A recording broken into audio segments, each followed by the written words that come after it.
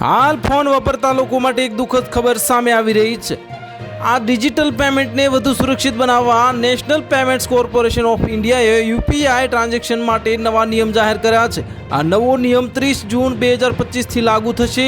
ત્યારબાદ યુપીઆઈ ટ્રાન્ઝેક્શનની નવી રીત બદલાઈ જશે। આ યુઝર્સ ફ્રોડથી પણ બચી શકશે અને અત્યાર સુધી યુપીઆઈ મારફત થતા પેમેન્ટના આપણે જે ફોનમાં સેવ કરેલા નામ પ્રમાણે નામ દેખાતા હતા, જેનાથી ઘણીવાર ફ્રોડ થવાની સંભાવના વધી જાય છે। સ્કેમર્સ નકલી નામ અને ફોટોનો ઉપયોગ કરીને છેતરપિંડી કરી શકે છે।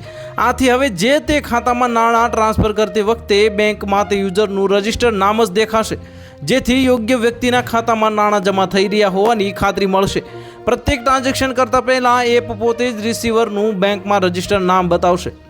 પર્સનલ ટુ મર્ચન્ટ એટલે કે P2M જ્યારે કોઈ દુકાનદાર, કેફે અથવા તો કોઈ પણ સેવા માટે પેમેન્ટ કરવામાં આવે, પેમેન્ટ કરતી વખતે રિસીવરનું વાસ્તવિક બેંકમાં રજિસ્ટર્ડ નામ જોવા મળશે, જેથી ફ્રોડ કરનારાઓની ઓળખ છતી થશે। આ ભૂલથી પણ ખોટા કે નકલી યુઝર્સના ખાતામાં નાણાં ટ્રાન્સફર થશે નહીં।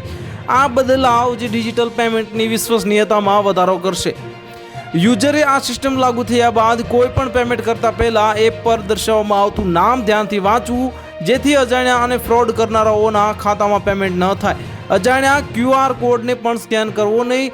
જો કોઈ મુશ્કેલી કે સમસ્યા સર્જાય તો તુરંત પોતાની બેંક કે પેમેન્ટ કે એપની હેલ્પલાઇનનો સંપર્ક કરવો। તો હાલ માટે આટલું જ। મળીશું નવી અપડેટ સાથે। જો તમને અમારા વિડીયો પસંદ આવતા હોય તો વિડીયોને લાઇક કરી દેજો, ચેનલને સબસ્ક્રાઇબ કરી બાજુમાં આવેલા બેલ આઇકનને દબાવી દો, જેથી તમને આવા સમાચારની અપડેટ મળતી રહે।